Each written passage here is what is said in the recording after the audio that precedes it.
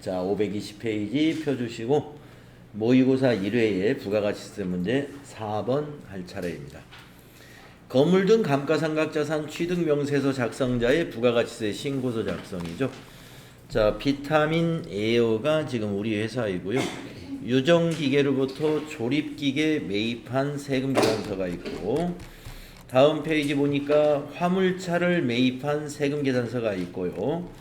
노트북 구입한 신용카드 매출전표가 있습니다.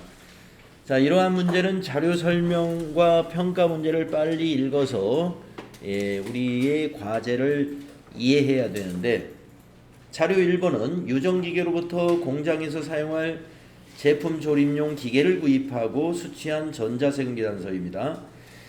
자료 2는 한울모터스로부터 물류팀에서 사용할 물품 배송용 화물차를 구입하고 수취한 전자세금계산서입니다.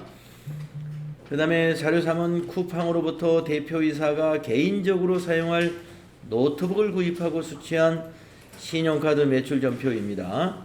가지급금 계정으로 처리하고 거래처 코드도 입력하라. 가지급금의 거래처를 오세정으로 입력해라, 이런 말이죠.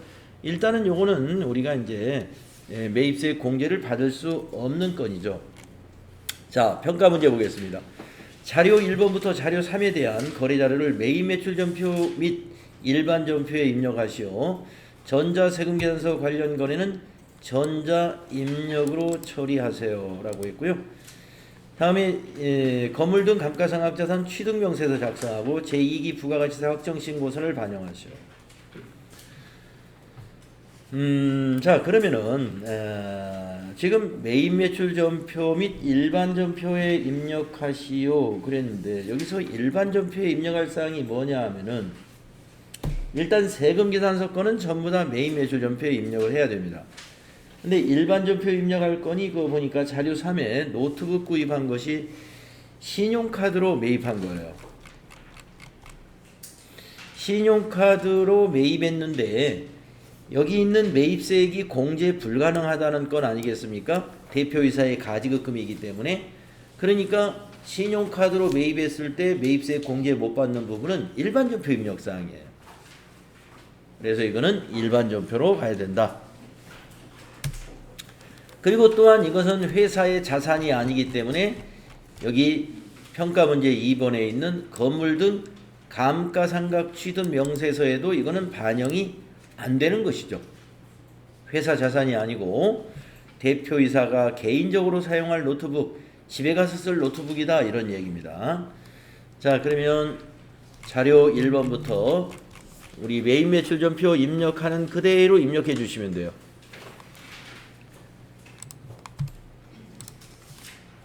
매입 매출 전표 열어주셔가지고 자료 1번에 있는 거래 날짜 10월 15일 입력하시고요.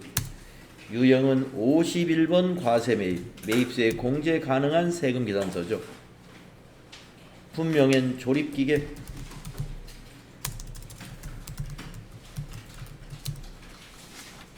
수량 하나에 단가 4천만원.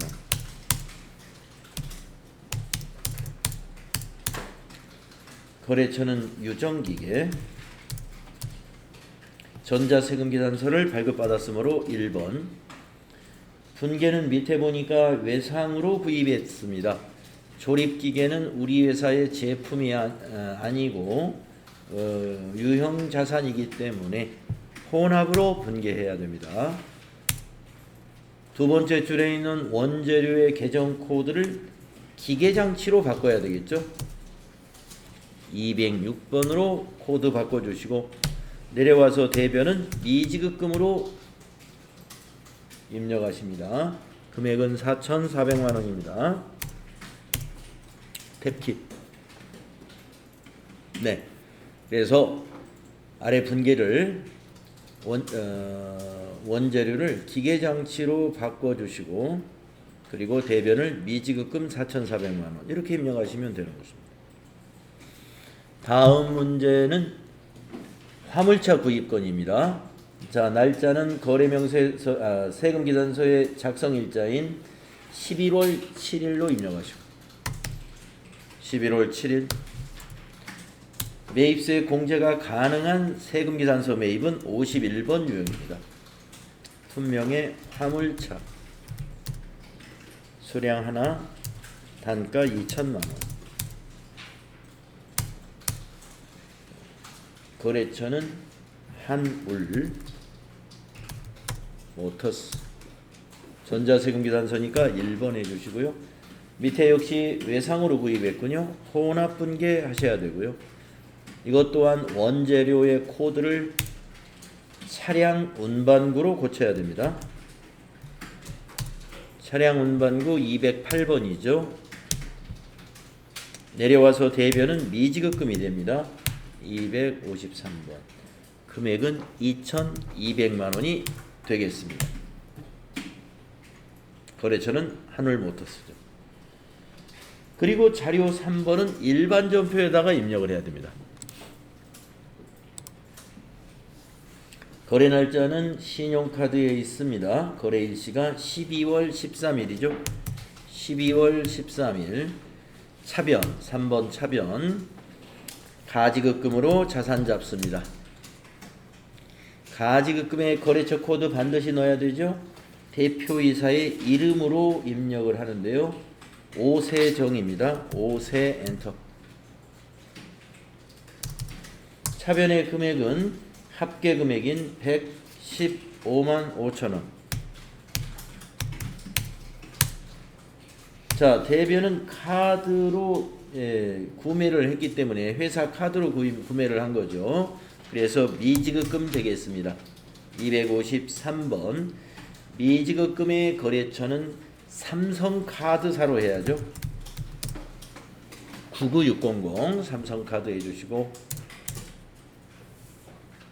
금액은 1155 플러스. 네, 이렇게 일반 전표에 입력해 주시면 됩니다. 자, 그러면 평가 문제 1번을 한 것입니다. 다음에 평가 문제 2번은 2기 확정신고 기간에 건물 등 감가상각자산 취득명세서 가서 불러오기 하면 되고요. 2기 부가가치세 확정신고서 기간 입력해서 저장하시면 됩니다. 자, 그러면 건물 등 감가상각 취득명세서가 어디 있느냐? 맨 밑에 있습니다. 건물 등 감가상각자산 취득명세서. 자, 클릭하시고 기간은 2기 확정이죠. 그래서 10월부터 12월로 작성을 해야 됩니다. 지금 아직 자료가 없지 않습니까? 이러한 양식의 상단을 보시면은 불러오기라고 하는 단추가 있어요. 이걸 클릭. 그리고 지금 여기에 이제 대부분 계정 과목이 다 등록이 되어 있습니다만은 우리가 방금 입력했기 때문에 여러분 알 거예요. 기계장치하고 차량 운반구가 해당이 되잖아요. 이게 혹시 없으면 여기서 더블 클릭해 가지고 추가를 해주면 돼요. 그런데 대부분 다 있습니다. 건물, 기계장치, 차량 운반구, 비품 또 이거 외에 더 필요하면 기타 감가상각 자산에서 더 추가해 주시면 돼요. 추가하는 방법은 여기서 더블 클릭해 가지고 필요한 계정 과목을 여기서 찾아서 등록 추가해 주시면 됩니다. 자, 우리는 다 해당되는 계정이 있어요. 그럼 밑에서 확인만 누르면 됩니다. 그러면 건물 등 감가상각자산 취득명세서 데이터를 전표에서 새로이 불러옵니다. 기존에 입력된 데이터는 삭제되고 새로 불러옵니다. 이런 얘기입니다. 실행하시겠어요? 예 하십니다. 그러면 우리가 유정기계에서 산 기계장치하고 한울모터스에서 산 차량 운반구가 여기에 작성이 됩니다. 자, 저장 단추 따로 없죠. 닫으면 저장이 되게 됩니다. 그 다음에 부가가치세 신고서를 작성하라고 그랬죠. 여기 부가가치세 신고서 클릭하시고요. 2기 확정 10월부터 12월로 기간을 입력하고 정기신고에서 엔터하면 작성이 됩니다. 우리가 지금 입력한 것은 여기에 고정자산 매입 11번 이 자리에 반영이 된 겁니다. 그리고 위에서 저장이라고 하는 단추 있지 않습니까? 네, 저장 눌러주시고 확인 그리고 닫아주시면 끝납니다. 그래서 건물 등 감가상각자산 취득명세서 문제가 부가가치세 문제로 나왔다. 되게 쉬운 겁니다. 뭐 헷갈릴 것도 없고 계산이 복잡할 것도 없고 이런 문제는 굉장히 간단한 문제예요. 자, 다음은 이제 다음 페이지로 그 밑에 보시면 부가가치세 실무수행 평가 문제다 해가지고 우리가 이제 부가가치세 관련한 평가 문제를 입력을 한 다음에 이제 이걸로 채점을 하거든요. 그래서 이제 아까 어제 빠지신 분은 이제 우리가 어제 거를 입력을 안 했기 때문에 이게 오답이 나오겠네요. 이걸 하면 방법만 아시고 하는 걸로 하고요. 자, 1-1번 문제 풀어보겠습니다. 주식회사 비타민 에어의 회사 등록 정보입니다. 다음 중 올바르지 않은 것은 이랬군요. 자, 그러면 회사 등록이라는 메뉴에 가서 비교해 주시면 돼요. 전체 메뉴 가셔가지고 회사 등록 들어가셔가지고 그날 여러분 시험 보실 때 회사 등록에 갔을 때 회사가 이렇게 여러 개가 있는 게 아니라 여러분 시험 보는 날은 회사가 하나밖에 없어요. 거래처는 여러 개가 있겠지만 자, 그래서 시험 볼 때는 여러분 비타민 에어다 그러면 이 회사 하나만 있다는 것도 미리 알고 계시면 되겠습니다. 자, 이 정보를 보고 올바르지 않은 것을 찾으면 되겠는데 비타민 에어는 내국법인이고 사업장 종류별 구분의 비상장 대기업에 해당이 된다. 내외국 구분의 내국인, 내국법인이라는 얘기고.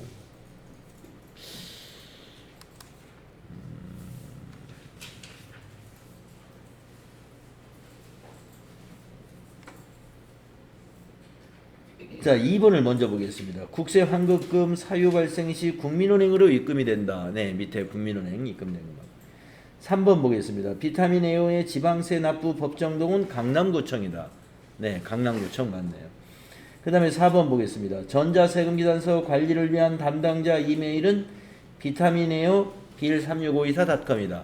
추가사항에 가니까 네, 맞습니다.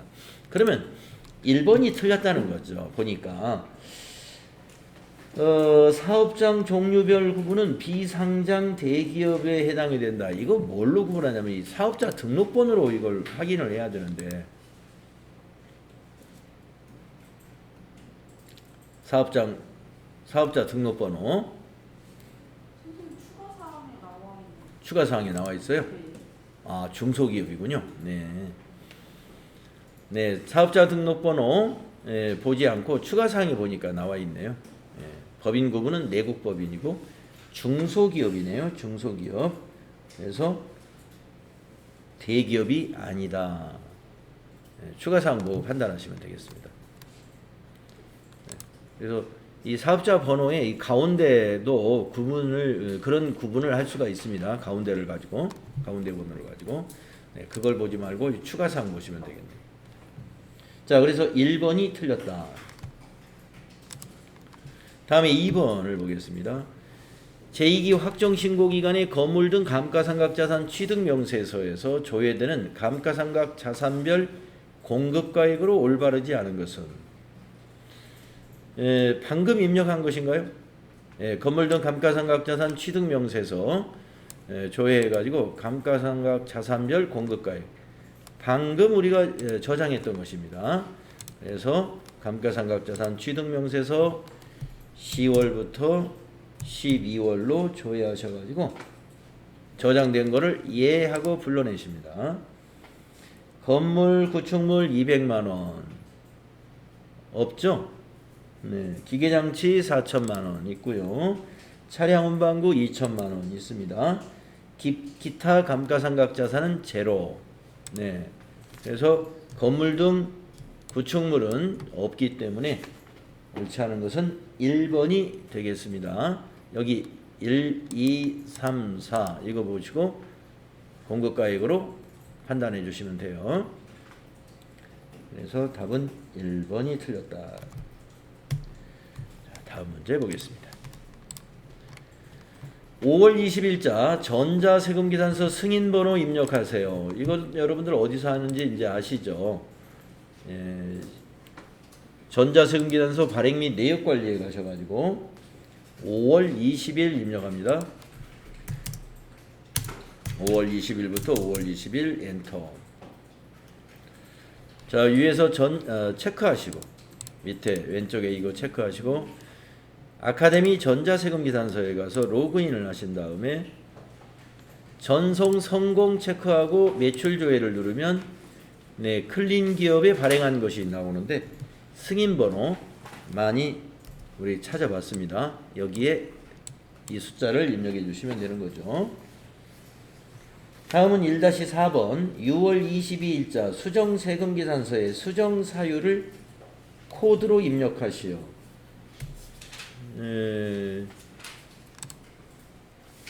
6월 22일 메인 매출 전표 한번 조회해 볼까요? 6월 22일 메인 매출 전표에 수정된 것이 우리가 지난 시간에 수정을 했는데 수량이 잘못돼 가지고 공급가액의 변동. 그래서 수정 사유는 기재사항 착오로 우리가 했었죠. 한번 보겠습니다. 여기 밑에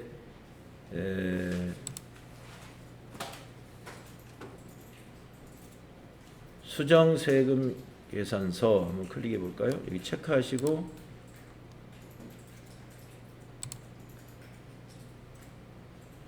수정 세금 계산서 단추를 눌러보면 여기 수정 입력 사유가 기재사항 착오 정정으로 되어 있죠. 기재사항 착오 중에 공급가액 및 세액의 착오였습니다. 그래서 코드를 물어봤으니까 수정사유 코드는 1번 되겠습니다. 여기 번호 1번.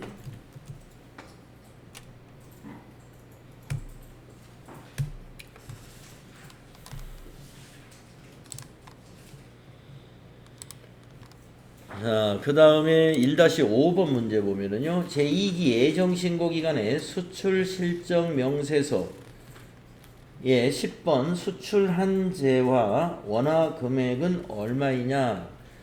자, 2기 예정 수출시정 명세서 우리가 지난 시간에 작성을 했었는데요. 자, 전체 메뉴에서 수출실적 명세서 여기 있습니다.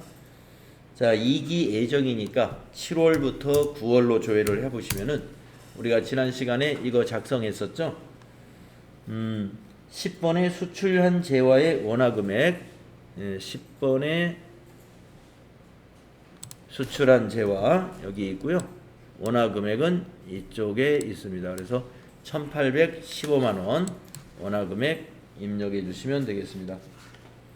다음에 1-6번 제1기 확정신고기간에 부가가치세 신고서 과세 세금계산서 발급분 1란의 금액은 얼마냐. 조금 전에 만들어놨던 부가가치세 신고서를 조회하면 됩니다. 10월부터 12월로 우리 저장해 놓은 거 있죠?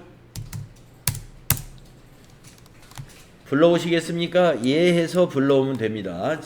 조금 전에 저장했던 겁니다. 여기에 1번의 금액은 이거죠. 2억 7천만 원. 2억 7천만 원이 답이 되겠습니다. 다음 1-7번 1기 확정 신고 기간에 아니구나. 1기 확정이군요. 우리는 2기 확정을 저장했으니까 자 1-6번 다시 답을 찾아야 되겠습니다. 1기 확정은 4월부터 6월이죠. 네, 4월부터 6월로 다시 작성하시고 1번의 금액은 250-486-650이다. 네, 250-486-650이죠. 다음에 1-7번 보겠습니다. 1기 확정 신고 기간에 부가가치세 신고서 영세 세금 기산서 발급분 5란의 금액은 얼마냐? 여기 5번이죠. 네, 4,500만 원이다. 4,500만 원. 다음에 1-8번 제2기 예정신고기간에 부가가치세 신고서 영세 6번란의 금액은 얼마냐. 그러면 2기 예정은 7월부터 9월로 조회하게 됩니다. 자, 7월부터 9월로 저장해 놓은 거 있으면 예 불러내셔도 됩니다. 자, 영세 6번이 뭐예요? 여기 우리가 수출식적 명세서에 들어간 직접 수출한 부분이죠. 1815만원 되겠습니다. 다음에 1-9번 2기 예정 신고기간에 부가가치세 신고서에 반영되는 수익금액 제외 총액은 얼마인가? 부가가치세 신고서에 반영되는 수익금액 제외는 여기 과표에 가야 있어요. 과표에 가시면 네, 수입 과세표준 명세에 수익금액 제외가 요 31번에 있습니다. 수익금액 제외라는 것은 과세표준 중에서 손익계산서에 매출액으로 가지 않는 금액을 수익금액 제외라고 그러죠. 그래서 수익금액 제외 300만원.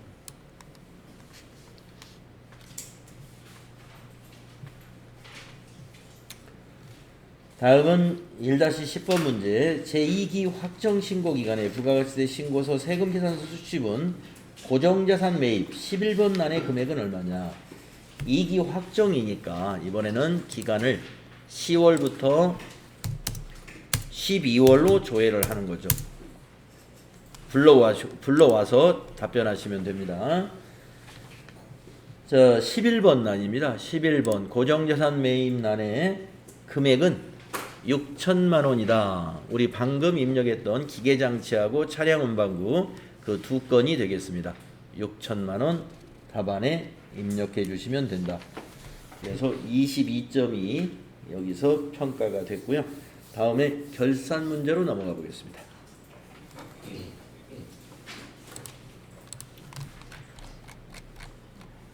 결산 자료를 참고하여 결산을 수행하시오. 제시된 자료 이외의 자료는 없다고 가정합니다. 이랬습니다. 자, 자료 설명을 보시면 결산일 현재 보유한 외화부채는 다음과 같다. 자, 결산정리분계를 입력해라 그랬습니다. 외화장기 차입금이 있어요. 그런데 전기 말에 적용한 환율은 달러당 1,050원이었습니다. 이번 결산 때 적용 환율은 달러당 1,200원으로 환율이 많이 올랐네요. 그렇게 되면은 우리가 외화 환산 손실이 발생합니다. 차입금이기 때문에 원화로 환산했을 때는 차입금이 증가하게 되잖아요. 따라서 그만큼을 결산 때 외화 환산 손실로 인식하고 대변에는 부채 증가로 잡아주시면 돼요. 그러면 외화 환산 손실 금액은 얼마가 되느냐? 1달러당 1200원과 1달러당 1050원의 차이는 150원이 증가했죠. 그래서 150원 곱하기 몇 달러냐면 5만 달러입니다. 그래서 5만을 곱하시면은 외화 환산 손실로 인식해야 될 금액이 나오죠. 얼마 나와요? 그래서 750만 원만큼이 부채가 증가하고요. 차변에서는 비용이 발생하는 분계는 아까 말씀드린 대로 외화 환산 손실입니다. 자, 수동결산이므로 12월 31일 날 일반전표에 입력을 하겠습니다. 750에 대해서. 자, 일반전표 입력 날짜를 12월 31일로 바꿔주시고 차변에 외화 환산 손실이에요. 외화 환산 손실 935 750만원. 대변에는 부채 증가이죠. 외화 장기 차입금이라는 개정 과목입니다. 외화로 검색해 보시면 외화 장기 차입금 305번이 있죠. 거래처를 넣어야 됩니다. 차입금이기 때문에 거래처는 CR로 검색하십시오. CR 1230번이죠. 대변에 750만원.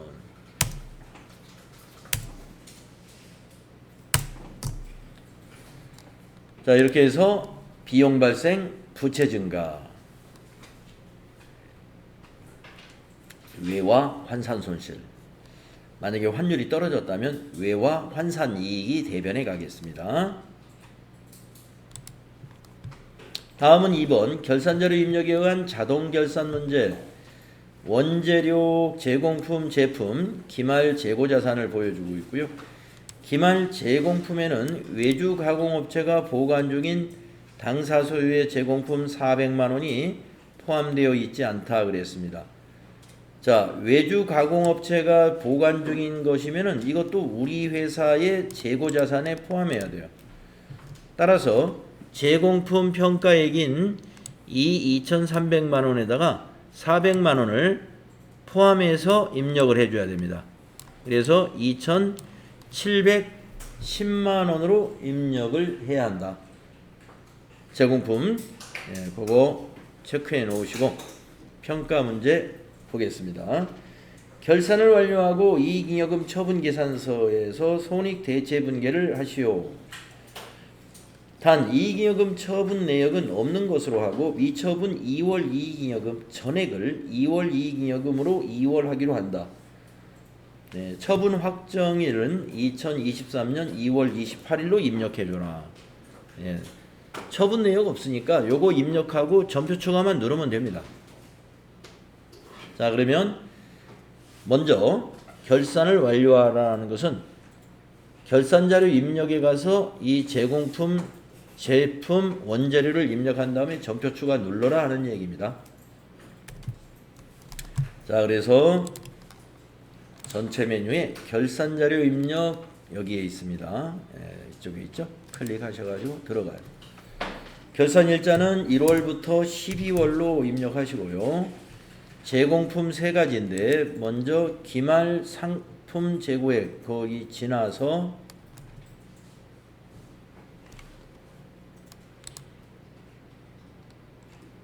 제공품은 여기 밑에 있습니다. 기말 원재료 재고액 저 위에 있죠. 네. 원재료 재고액부터 입력하겠습니다. 여기 원재료비 계산하기 위해서 기말 원재료 재고액 875만 원 여기다 입력합니다. 자, 그러면 제조원가의 원재료비가 결정이 됐고요. 그 다음에 제공품. 자, 제조원가 끝에 여기 총 제조비용 밑에 보면은 기말 제공품 재고액란이 있습니다. 기초 제공품 재고액 바로 밑에 있는데요.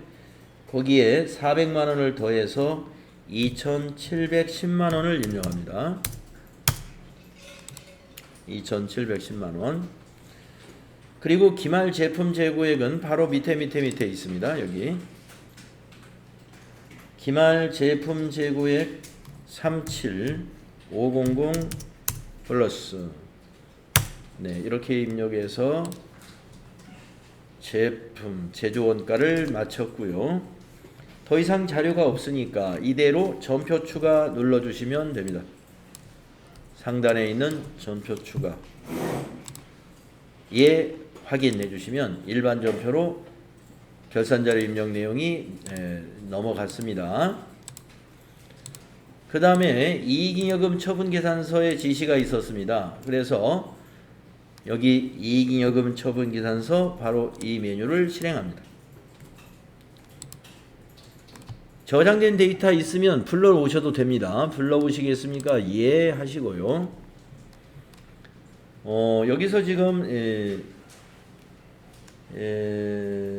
처분 내역이 없다는 것은 여기다 입력할 내역이 없다 하는 겁니다. 여기가 밑에가 이게 처분 내역이잖아요. 이익잉여금 처분액 제로 이걸 그대로 두는 거예요. 현금 배당 얼마, 미교부 주식 배당금 얼마, 주식 배당 얼마 이런 것들을 여기다 입력하면 여기에 반영이 되는데 처분 내역은 없고 여기에 당기 순이익하고 전기 2월 미처분 이익잉여금을 더해서 이 모든 금액을 차기로 2월 할 거다라는 얘기입니다. 그래서 미처분 이익잉여금 여기 이 금액 그대로 두시면 되고요. 여기에 있는 처분 예정일을 거기 시험에서 제시한 날짜로 입력해 줍니다. 처분 확정일과 예정일 자, 예정일은 2023년 0228로 입력해 주시고요. 여기 확정일은 2022년 0228로 해주면 돼요. 처분 확정일과 예정일을 연도만 다르게 하시고 날짜는 똑같이 입력해 주시면 됩니다. 처분 예정일은 23년도 2월 28일, 처분 확정일은 22년도 2월 28일. 자, 그리고 상단에 있는 점표 추가 누르면 여기서 할 일이 끝납니다. 점표 추가 되었습니다. 확인해 주시면은 손익계정이 마감이 되고 수익과 비용이 손익계정의 대변과 차변에 모두 대체되는 분계, 또 손익계정에서 미처분 이익잉여금으로 대체되는 분계가 마무리가 됩니다. 자, 그러면 결산 문제 끝난 거예요. 평가 문제에서 결산을 끝냈습니다. 다음은 이제 수행평가 2-1번 해보겠습니다. 자, 1월에 발생한 수선비의 총액은 얼마인가? 네, 수선비 제조원가에서 찾아라 하는 얘기입니다. 그러면은 1월에 발생한 제조원가 수선비가 얼마냐? 우리가 이 제조원가 수선비를 찾으려면은 총계정 원장에 있을까요? 총계정 원장에서는 500번대 수선비를 찾으면 되겠습니다. 자, 총계정 원장으로 오셔가지고 500번대 코드에서 수선비를 찾아보시면 저 밑에 쪽에 있어요. 520번 수선비 보이시죠? 여기에서 월을 여기서 보시면 되는데 1월에 발생한 거예요. 1월에 발생한 거. 비용 발생은 차변에서 하죠. 그래서 답은 48만 원이다. 이걸 우리가 알 수가 있죠.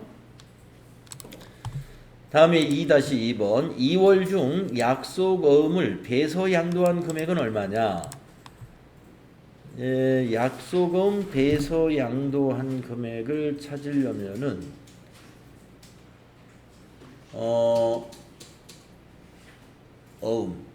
받으러움, 자금관리에서 보면 되겠네요. 네, 자금관리에 받으러움 현황을 보시면 되겠죠. 배서 양도는 받으러움으로 하는 거니까. 그래서 받으러움 클릭하시고, 네, 2월 중 약속어음을 배서 양도한 금액이다.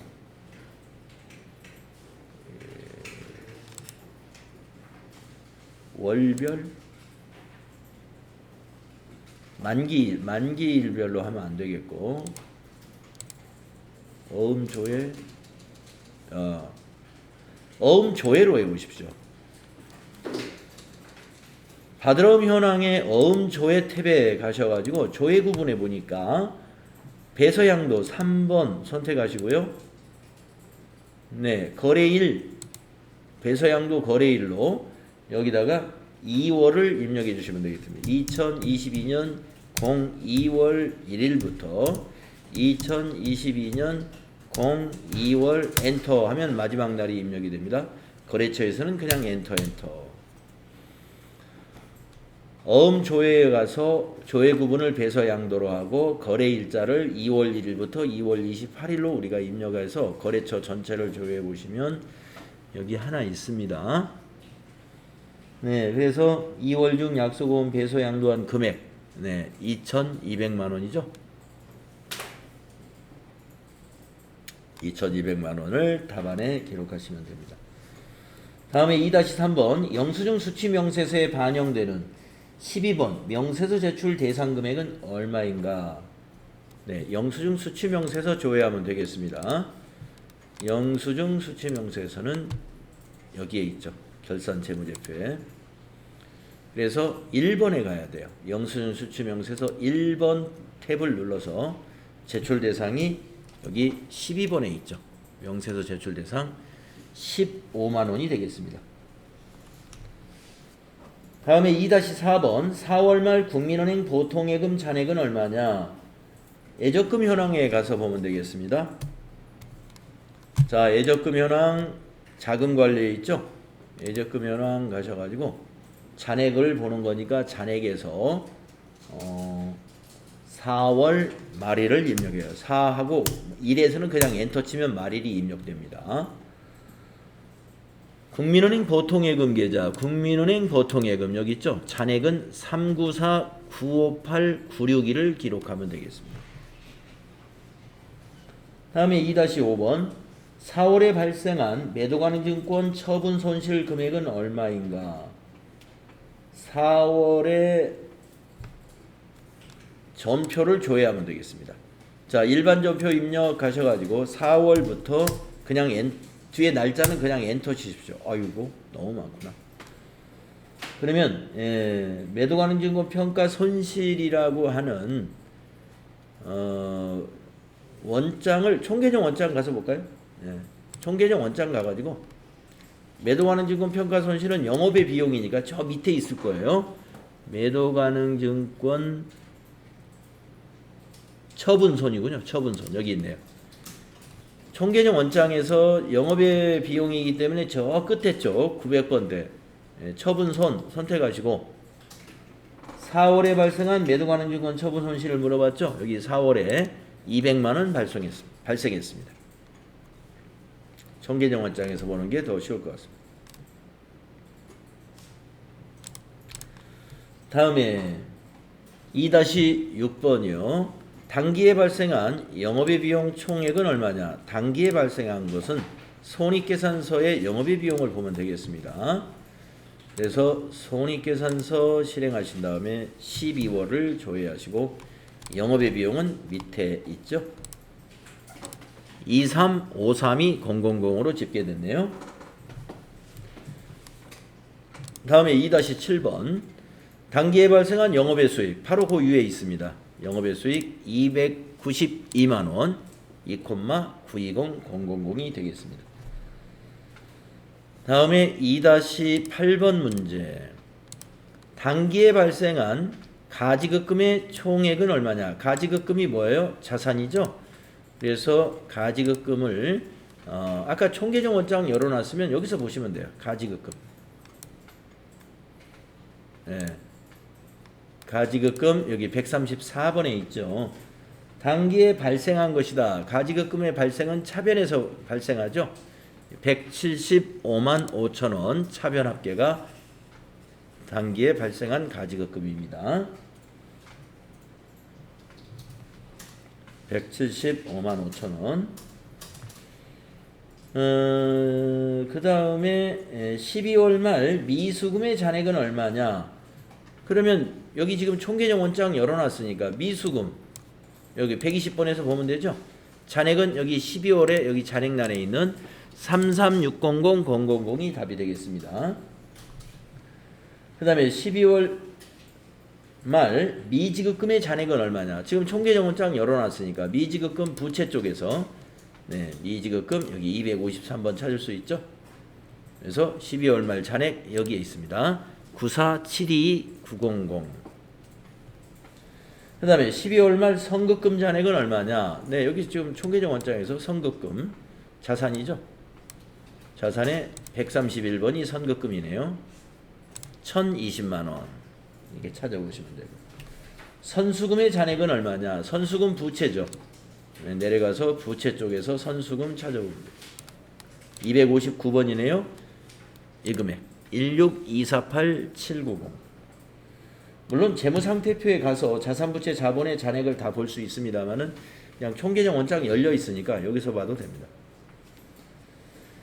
그 다음에 2월 13일 2-13번 12월 말 크래프트 co.kr의 외화 장기 차입금의 잔액은 얼마냐? 거래처별 잔액을 봐야 되겠죠. 거래처별 잔액이니까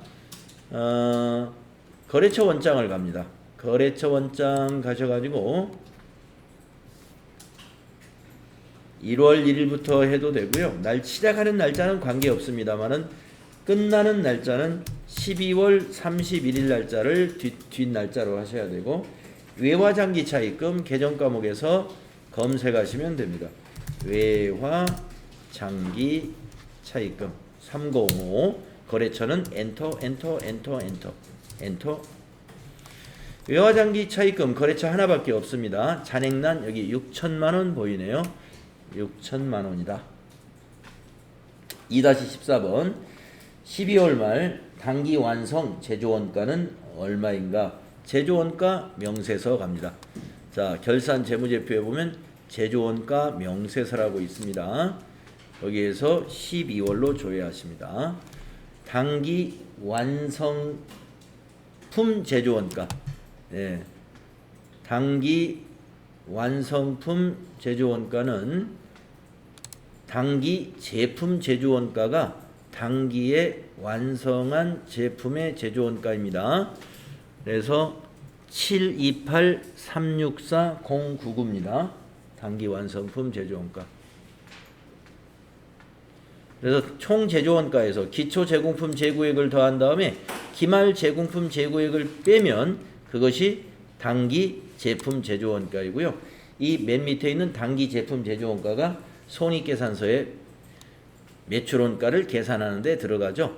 당기 제품 제조원가. 728-364-099입니다. 다음 2-15번 12월 말 이익잉여금 2월 이익잉여금 가로 열고 미처분 이익잉여금과 같은 것입니다. 잔액은 얼마냐? 네, 재무상태표를 봐도 되고요. 이것 또한 아까 총계정 원장이 열려져 있으면 자본에 가서 미처분 이익잉여금 클릭하시고 여기 있는 이제 2월 이익잉여금이 되겠네요. 미처분 이익잉여금이 모두 대체됐죠. 8억 얼마가 2월 이익잉여금의 잔액으로 남아있는 겁니다. 807-511-122. 그래서 총계정 원장에서 봐도 되고요. 재무상태표의 미처분 이익잉여금을 봐도 됩니다. 807-511-122. 네, 이렇게 조회하시면 되겠습니다. 자, 그러면은 우리 좀 쉬었다가 다음 시간에 소득관리 문제 또 같이 해보겠습니다. 쉬었다 하겠습니다.